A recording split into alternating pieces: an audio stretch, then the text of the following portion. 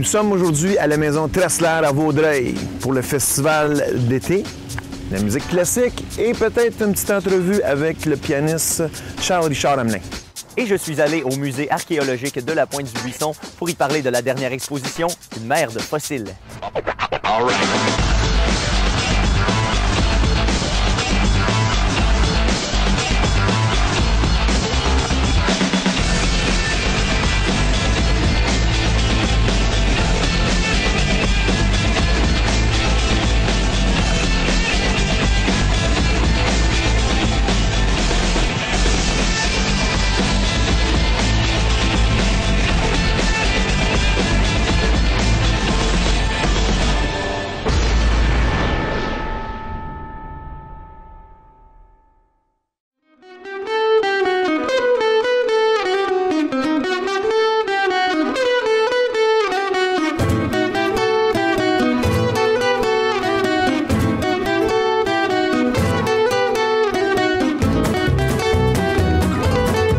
Nous sommes à Vaudreuil, à la Maison Tressler, avec l'ADG de la maison, Mme Louise Leblond-Vallée. Bonjour Madame, ça va bien? Bonjour, ça va très bien, M. Ouimet. Oui. Parlons un peu, on commence avec le festival d'été. C'est la 30e édition, 30e année du festival d'été de musique classique. Parlons-nous un peu de ça. C'est 30 ans de musique tous les mercredis de l'été. Nous commençons ce soir, le 25 juin. Nous allons jusqu'au 13 août cette année. Alors, c'est comme une tradition ici de recevoir en ces lieux, dans le Salon Rainville, où nous avons un piano Fazioli maintenant, un tout nouveau depuis 2 ans, des artistes de renom, artistes professionnels en musique classique, musique du monde, musique jazz et surtout on encourage la relève. Alors c'est vraiment un concert c'est des concerts courus avec de très très bons musiciens. Okay, parce que c'est pas tous les jours qu'on a un festival de musique qui dure depuis 30 ans. Dans les débuts du festival, est-ce que c'est un peu difficile d'attirer le monde? Non, bien écoutez, j'étais pas là au début. Je dois avouer que ça fait 13 ans que je suis ici, donc 13 ans que je m'occupe de la maison et de tous les événements. Mais ça a commencé, je pense, il y a des gens qui sont ici depuis 20-25 ans qui pourraient peut-être vous répondre mieux que moi, mais la programmation a toujours été très recherchée et attirait quand même un bon nombre de personnes de Montréal, de Valleyfield, des régions environnantes. Alors, c'est très intéressant. Et puis, on essaie toujours d'avoir des artistes à la hauteur pour satisfaire notre clientèle parce que naturellement, on compare toujours avec les années précédentes et on doit toujours se dépasser. Mais avec les jeunes, aujourd'hui, on a des artistes de la relève qui sont extraordinaires. Donc, c'est facile. On a toujours quelqu'un de spécial à présenter. Il y a toujours foule. Oui, bien foule, oui. Oui, parce qu'à 140... Le salon il est petit en bas, mais il y a quand même assez de place. On peut aller jusqu'à 140, mais si on force un peu, là, mais l'idéal, c'est 120.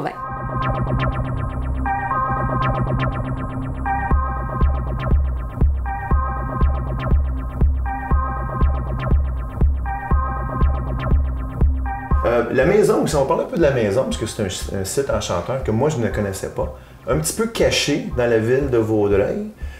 C'était la maison de Jean-Joseph Tressler, qui était un Allemand d'origine. C'est un mercenaire allemand qui est arrivé ici avec l'armée britannique en 1777. C'était pour se battre contre les Américains. Et M. Tressler est demeuré dans la région. Il est devenu marchand ambulant. Donc, il a commencé c'était de faire des transactions avec les Indiens, les fourrures, etc. Mais il a rencontré une Québécoise, Marguerite Noël, qu'il a épousée. Alors, il s'établit. Monsieur Tressler, c'est un visionnaire, c'est un homme ambitieux. Donc, il a tout de suite vu en cette pointe l'opportunité parce qu'il pouvait aller chercher des choses à Montréal en chaland. Et puis, il a commencé par construire une petite maison modeste, pièce sur les bords des rives. Il a eu 4 filles avec Madame Noël, mais malheureusement, elle est décédée à l'âge de 22 ans et les 2 jeunes filles, les plus vieilles, sont mortes un petit peu après. Mais il n'a pas perdu de temps, c'est qu'il s'est tout de suite remarié la journée... Un homme occupé. La journée de la mort de sa fille aînée, il se remariait déjà avec une Allemande, Madame Curtius, avec qui il a eu 4 garçons. Et c'est avec elle qu'il a construit cette magnifique maison en 3 parties. La partie centrale en 1798, Le magasin général, c'est la pièce voûtée à l'entrée en 1805 et la partie du salon où nous faisons nos concerts en 1806, c'était des chambres à coucher à cette époque-là. Ah, OK. Alors, la maison, puis c'était une résidence-magasin, donc il y avait des commis qui travaillaient et qui demeuraient sur place.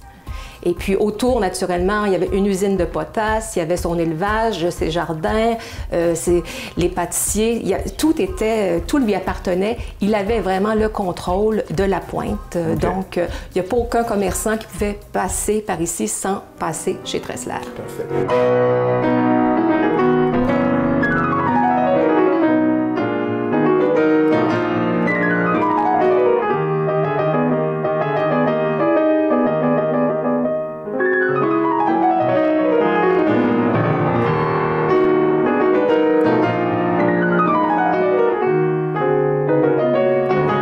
Nous sommes avec Charles-Richard Hamelin, pianiste.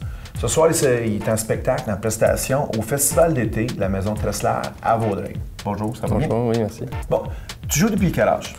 Depuis que j'ai 4 ans et demi. Okay. Puis, est-ce que c'était ton choix à toi ou c'est tes parents qui t'ont un peu comme guidé vers ça ou tu as toujours aimé la musique? Ah, c'est mon père qui m'a montré mes premiers cours quand j'avais 4 ans et demi. Oui. Mais après quelques mois, il a vu que ça allait quand même bien. Il y avait une affinité. Fait qu'il m'a présenté un vrai prof, parce qu'il a toujours joué de façon amateur un peu. Oui. Puis oui, c'est ça. Fait que j'ai pas arrêté là, depuis, ça fait quasiment 20 ans maintenant. 20 ans, OK. Ouais. Puis, est-ce qu'au début, quand tu es plus jeune, est-ce que c'est difficile de pratiquer, d'avoir la discipline de pratiquer ou t'aimais tellement ça que c'était facile pour toi? Ah non, ça a pris longtemps. Je me rappelle les premières années, je me cachais des fois dans le bain ou quelque chose dans la maison pour pas pratiquer. Pas pratiquer, ah ouais? Ah non, c'est pas facile. Jouer dehors avec tes amis. Ben ouais, c'est comme n'importe qui à cet âge-là. Mais non, ça a pris peut-être autour du secondaire, fin secondaire, cégep, c'est vraiment devenu comme une passion. OK. Fait que tu as étudié au cégep en musique? Oui, à Joliette. Oui, je viens de la région de la Naudière. Oui. Puis ensuite, je suis allé à Montréal étudier à McGill. J'ai fait mes études de baccalauréat là. Puis ensuite, aux États-Unis, à Yale, pour faire ma maîtrise. OK. Puis je suis revenu cette année, je suis un diplôme. C'est comme, il y avait ça un diplôme d'artiste. C'est un genre de diplôme qu'on peut faire après les études de maîtrise avant un doctorat. Okay. Pour prolonger le temps avant de faire un doctorat, au fond. Puis je suis à Montréal, au conservatoire, avec André Laplante, qui est un pianiste que j'aime beaucoup. Est-ce que tu planifies faire un doctorat? Je ne sais pas encore, ça dépend. Okay. Ça dépend encore. C'est pas dans les années, pas dans un futur proche, là, mais peut-être un jour. Hein. Parce que là, ta carrière va bien. Oui, ça va très bien. Tu as joué avec l'Orchestre symphonique de Toronto et de Montréal. Est-ce que tu peux un peu nous décrire un peu ton expérience avec ça? Oui, ben, c'est grâce à des concours, hein. C'est vraiment juste ça. J'ai fait un concours il y a 2 ans maintenant à Toronto pour jouer avec l'Orchestre symphonique. J'ai eu le premier prix, j'ai suis chanceux, donc j'ai pu jouer avec eux. Deuxième de Rachmaninoff en mars l'année passée. Et Montréal, ça vient d'arriver il y a 3 semaines. C'est dans le cadre de la finale du concours international de Montréal. Je suis un des finalistes, puis les 6 finalistes avaient la chance de jouer un concerto avec l'OSM dans la Maison symphonique. Puis c'est ça que j'ai fait. Donc, j'ai pu jouer. Je te demandais avant qu'on commence à tourner, est-ce que c'est un peu intimidant de jouer avec l'OSM? Oui, c'est un rêve de jeunesse de jouer avec eux. Puis là, maintenant, la Maison symphonique, ça sonne tellement bien. Non, c'est très, très stressant. La salle comble, c'était en direct à la radio en plus. Okay. Puis plein de critiques dans la salle. C'était peut-être la situation la plus stressante de ma vie. C'était quelle pièce que tu as jouée? Au moins, c'est une pièce que je connaissais bien, que j'ai joué beaucoup. C'est le 2e concerto de Rachmaninoff. Oui. Puis ça s'est quand même bien passé. Je suis sûr que je n'étais pas content à 100%, donc c'est rare qu'on l'ait. Hein. Oui. Mais ça a quand même bien été, puis je suis content. Le concours a bien été aussi. J'ai arrivé 2e. Tu arrivé 2e? Oui. Parfait. Puis ça t'amène où, dans ce concours-là? Oui, il y a beaucoup de portes qui s'ouvrent. Des choses que je peux pas trop parler encore, mais des projets avec d'autres orchestres. Il y a aussi un projet de CD qui est en discussion. Fait que c'est quelque chose qui va paraître dans peut-être l'année prochaine. Oui. OK. Puis là, on est dans la salle où tu vas être en prestation ce soir. C'est un peu plus intime. C'est tout petit. Il y a peut-être une centaine de personnes qui peuvent assister. Explique-moi un peu comment ça se passe quand tu joues pour... C'est un peu comme jouer dans ton salon. Ben oui, c'est un peu, mais en même temps, non, moi j'aime beaucoup les concerts intimes comme ça. Les concerts, les récitals solo, que je peux vraiment jouer pour les gens. Là, j'ai les voix proches, j'ai les sons qui écoutent. Puis là aussi, j'ai préparé quelque chose à dire à propos des pièces, donc je peux vraiment m'entendre parler, puis je peux partager l'amour que j'ai de ces pièces-là vraiment directement avec les gens qui sont à côté, parce que dans les grandes salles, on ne peut pas vraiment faire ça. Non, j'adore ça. J'adore ça, les contextes comme ça. Puis à Tressler aussi, particulièrement, parce que j'ai joué juste une fois avant, puis il y a 4 ans. Puis c'était dans un concert double, je faisais la première partie. La deuxième partie, c'était Stéphane Tétrault, qui est maintenant assez établi là, comme musicien ici. C'était ma première critique aussi que j'ai eue dans la presse il y a 4 ans. Fait que c'était un événement qui m'a aidé aussi un petit peu à l'époque. Donc c'est le fun de revenir ici maintenant que les choses ont pas mal... Ils ont décollé vraiment beaucoup depuis. Parfait. Puis ton compositeur préféré, on a parlé un peu, mais pour nos téléspectateurs? Chopin? Oui, Chopin, ça change à chaque année, mais ces temps-ci, c'est pas mal Chopin. Puis il y a des bonnes chances que mon premier disque que je consacre à Chopin, entièrement à Chopin. Puis je m'associe beaucoup à sa musique. Est-ce que c'est la façon qu'il compose, l'agencement des notes, les mélodies? C'est tout, hein, c'est l'harmonie, c'est comment des fois la musique... comment que ça on se sent dans les doigts aussi, la façon que... J'étais un pianiste, Chopin, évidemment, c'est un des plus grands pianistes. C'est dommage que, évidemment, à l'époque, il n'y avait pas d'enregistrement, on ne peut pas savoir comment il jouait. Mais ses pièces nous donnent une idée un petit peu de comment il aimait agencer les accords, puis les mains. Donc j'aime vraiment, c'est de la musique que je trouve confortable dans les mains aussi, à jouer. Puis ta pièce préférée de tous les temps à jouer, que quand tu t'assois, tu adores la jouer, c'est quoi? Ben, ces temps-ci, c'est vraiment... je joue ce soir en plus, c'est fun. C'est la troisième et dernière sonate de Chopin en si mineur. C'est une grosse pièce de 25 minutes en 4 mouvements. Je trouve que ça représente vraiment le... Il était vraiment au sommet de son art rendu là. C'est de la musique de la terre tardive à la fin de sa vie. Puis il y a tout dans cette musique-là. C'est super beau, c'est virtuose, c'est romantique. Il y a une œuvre complète. Là. C'est génial.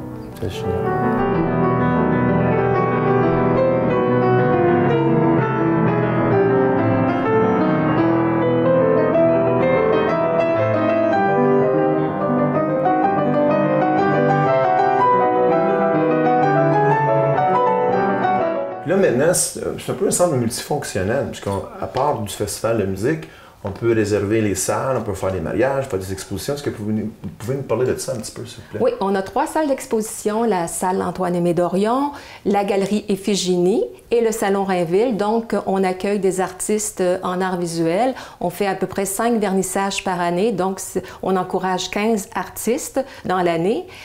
On est reconnu aussi, il faut faire connaître l'histoire, donc on a des visites guidées, un circuit d'interprétation historique avec de magnifiques illustrations qui ont été faites par Frédéric Bach.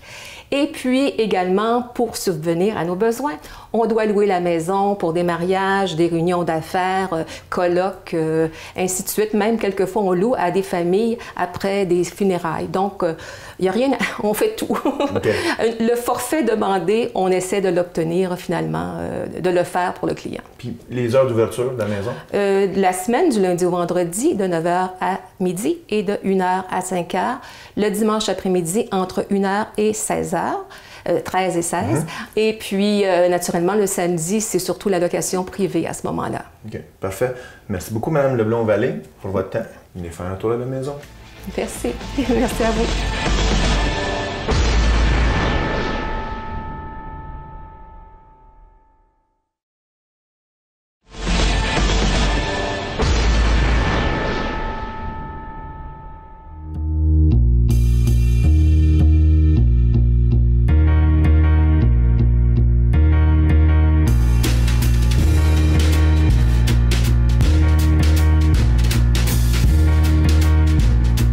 Je suis avec Caroline Nantel, directrice du musée d'archéologie de Pointe-du-Buisson. Encore une fois, puisqu'on s'est vu l'année dernière, merci de nous recevoir encore une fois. Ça me fait super plaisir. Bienvenue, puis bon été, enfin il fait beau. Oh oui, on l'a eu. L'année passée, c'était plus frisqué un peu. C'était autre chose, c'était comme un coup de pratique. Et voilà.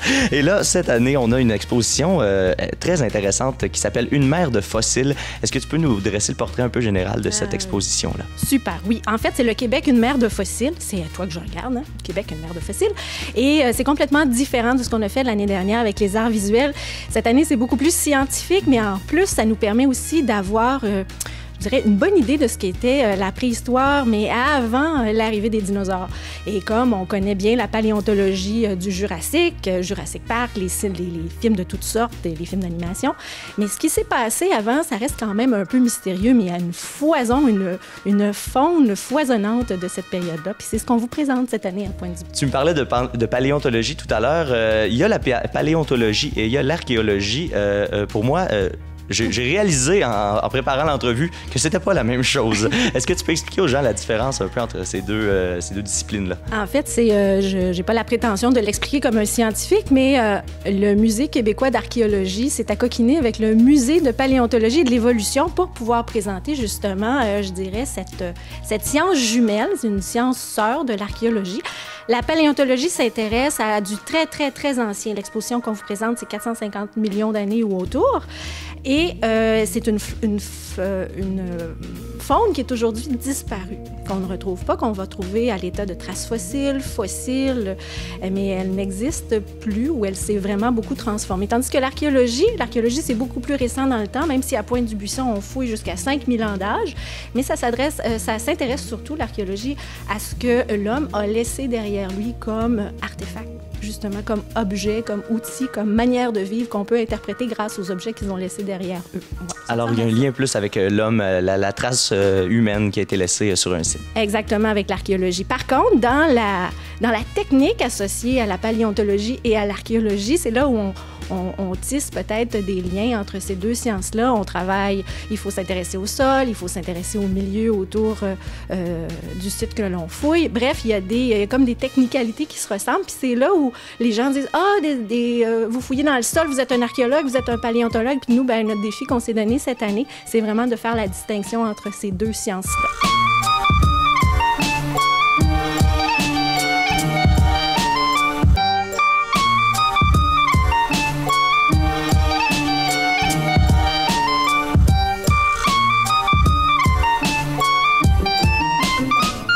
Il y a d'autres éléments aussi, effectivement, à voir, entre autres l'immense trilobite, oui. Qui fait, je pense, 70 cm de long. Là. Je vais vérifier mes données. Mais... 72. 72, t'étais loin. J'étais vraiment loin. À 2 cm de différence, ça fait toute la différence. C'est immense. Hein? C'est immense. Moi, bon, c'est pas du tout scientifique ce que je vais dire là, mais... La vie est bien faite quand même parce qu'il y a 450 millions d'années, ça, c'était une partie de la faune qui peuplait la région. Mais l'être humain n'était pas là. Alors, je me dis, on n'avait pas à être mis en contact avec des petites bêtes comme ça. Tu me disais que c'est des colonies, là, parce que là, on voit, nous, quand on voit un tas de petites bestioles, eux, ils étaient probablement en aussi grand nombre. On présume, parce que personne n'était là pour confirmer ça, mais on présume, selon les traces, justement, que ces fossiles-là nous ont laissés et les déductions que les chercheurs en font, parce que ce sont des analyses qui sont faites, qui sont confirmées, infirmées, confrontées. C'est ça la beauté de la science avec le très, très, très ancien. Comme personne n'était témoin de ça, il faut comme valider ces hypothèses puis les confronter avec d'autres chercheurs spécialistes.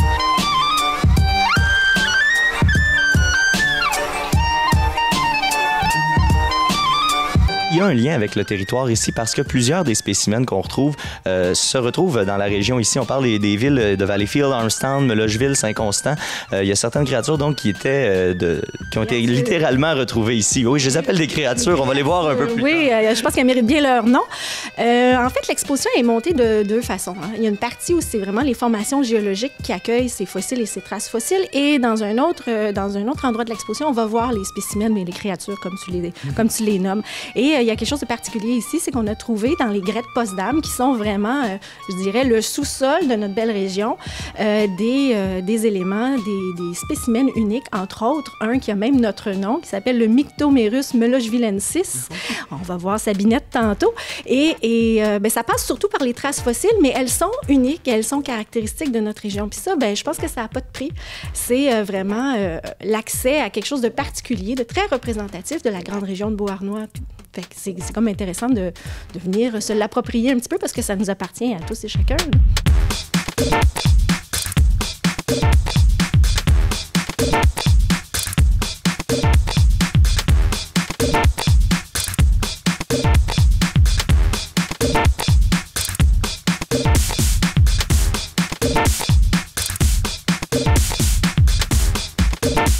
Alors, pour pour terminer cette entrevue, on a le volet éducatif, bien sûr. Hein? De quelle période, je vais te laisser le mentionner pour pas me tromper, de quelle période a-t-on affaire? Parce qu'on n'est pas dans une époque préhistorique qu'on connaît. C'est un nouveau mot qu'on va apprendre aux spectateurs à la maison. Quel est-il? Et les tordoviciens. On vient visiter ici des spécimens qui datent de 455 millions d'années, entre 450 et 455 millions d'années. On parle de l'Ordovicien, qui est la période géologique, et qui précède de plusieurs milliers d'années le Jurassique qu'on connaît. Ah, voilà. Et, pas de dinosaures au Québec. Il n'y a pas eu de dinosaures au Québec. Ben, on n'a pas trouvé encore. Très intéressant. On va continuer à chercher un peu. Le mystère reste complet pour les néophytes, mais les professionnels pourront vous expliquer pourquoi. D'accord. Et au mois d'août, on a la chance, ici, c'est le gros mois ici à la Pointe-du-Buisson, puisque c'est le mois de l'archéologie. Oui. J'imagine que vous avez encore des activités cette année. C'est certain. Alors, on parle de sciences jumelles, mais le moteur du Musée québécois d'archéologie, c'est l'archéologie. Donc, la recherche se poursuit pour une... Mon Dieu, combienième année consécutive? Je ne saurais même pas vous le dire, mais ça fait près de 50 ans. Là, ça va faire 50 ans l'année prochaine qu'on fait de la recherche à Pointe-du-Buisson. Mais au niveau des fouilles publiques, le mois de l'archéologie, ça commence le 1er août, ça se termine le 31 août. Vous vous inscrivez en appelant au Musée de la Pointe-du-Buisson et vous pouvez, vous aussi, participer à la recherche et contribuer à la connaissance de nos 5000 ans d'âge en venant travailler avec nous l'espace d'une expérience. Et il y a aussi le camp de jour. Est-ce que le camp de jour revient cette année? Mais en fait, nous, on invite les camps de jour. On a une offre de camps de jour qui est ouverte et lancée à l'ensemble des camps de jour de la région et de la grande région métropolitaine et de la Rive-Sud aussi. On a pris le pari de miser sur des camps de jour de courte durée pour pouvoir renouveler notre offre de manière significative puis permettre à des jeunes de venir 1 fois, 2 fois, 3 fois et de vivre des expériences diversifiées. Il reste encore de la place pour tous les camps qui seraient intéressés? Oui. En fait, c'est un peu élastique, ça. Le site est grand. Nos moniteurs sont super engagés. En fait, ce ne sont pas des moniteurs, ce sont des animateurs, sont super passionnés et engagés. Donc, oui, la place, c'est pas ça qui manque. Et si les gens veulent avoir un complément d'information, on peut le faire à votre site web? Oui, on visite le www.pointedubuisson.com. Et voilà. Ben merci beaucoup de nous... Eutycarcinoïdes. Ça, c'est les spécimens qu'on a derrière nous. Alors, on va aller faire un peu de diction ensemble, si tu veux bien. Ben, merci beaucoup. Merci de nous avoir reçus. Bon été. Bon été.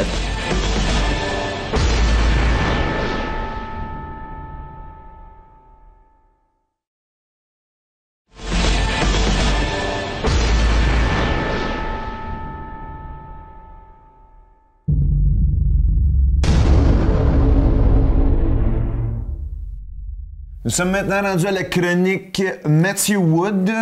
Nous sommes dans les collines de Matthew Wood avec Mathieu Legault pour la chronique cinéma d'été. Cinéma d'été? Ben oui, puisque c'est l'été. Mais c'est pas parce que c'est pas vraiment des films d'été.